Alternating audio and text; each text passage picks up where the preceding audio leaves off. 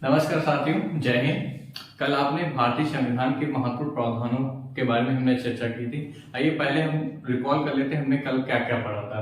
तो कल हमने सबसे पहले पढ़ा था 1773 का रेगुलेटिंग एक्ट। ठीक है, 1773 का रेगुलेटिंग एक्ट। तो 1773 का रेगुलेटिंग एक्ट के तहत हमने बात की थी कि भारत में क्या क्या हुआ था। तो सबसे पहले भारत में 1774 ईस्वी में एक सुप्रीम कोर्ट की स्थापना की गई थी। कहाँ पे? बंगाल में। ठीक है, तो आपको वो याद रखना है। उसके बाद हमने फिक्स इंडिया एक्ट की बात की थी, वो 1784।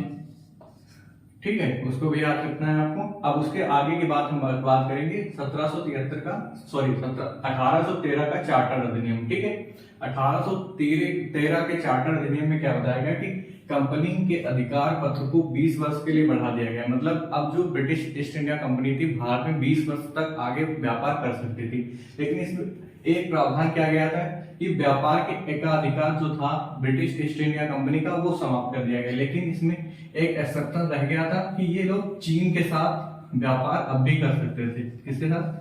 चीन के साथ व्यापार कर सकते थे।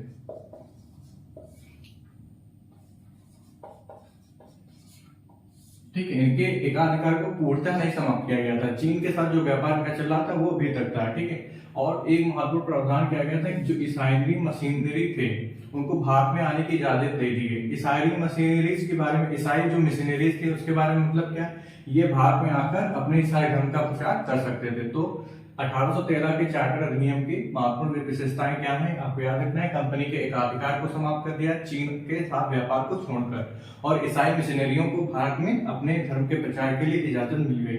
उसके बाद हम बात करेंगे 1813 के चार्टर अधिनियम की, 1833 के चार्टर अधिनियम के। इसमें क्या किया गया, सबसे महत्वपूर्ण प्रावधान किया गया कि बंगाल का जो गवर्नर जनरल था इसके पद को बदल दिया गया। अब वो पूरे भारत का गवर्नर जनरल बन गया, यानी कि अब भारत का गवर्नर जनरल जो था वो बन गया बंगाल के गवर्नर जनरल के स्थान पर, और भारत का पहला गवर्नर जनरल बना विलियम बैंटिंग। तो आपको याद रखना है।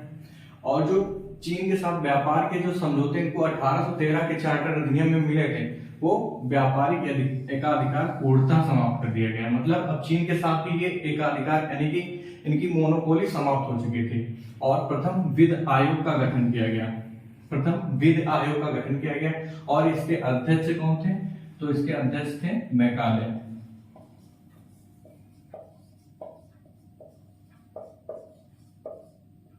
या आप कह सकते हैं प्रथम वित्त आयोग का गठन मैकाले की अध्यक्षता में किया गया। ठीक है, अब हम बात करेंगे 1858 के चार्टर भारत शासन अधिनियम के बारे में।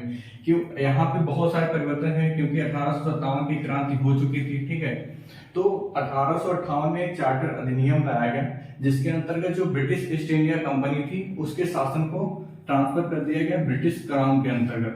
अब वहां की जो महारानी थी वो सीधे भारत पर शासन करने के लिए तैयार थी। मतलब अब ब्रिटिश क्राउन ही भारत में जितने भी राजनीतिक और व्यापारिक मामले होंगे उस पर फैसला लेगा। उसके बाद भारत में भारत परिषद का गठन किया गया। ठीक है, और इसी अधिनियम के तहत क्या किया गया, भारत में भारत परिषद बनाई गई, और भारत का गवर्नर जनरल जो था उसके पद को बदलकर भारत का वायसराय कर दिया गया। ठीक है, जो भारत के गवर्नर जनरल का पद था वो वायसराय के रूप में बदल दिया गया, और पहला वायसराय हमारा कौन बन के आया था?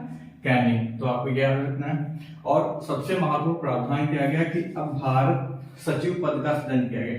ये भारत सचिव का पद भारत में नहीं था, ये जो भारत सचिव का पद बनाया गया था ब्रिटेन की संसद में था, और जो ये भारत सचिव के पद पर बैठता था वो भी ब्रिटिश संसद के अंतर्गत ही रहता था।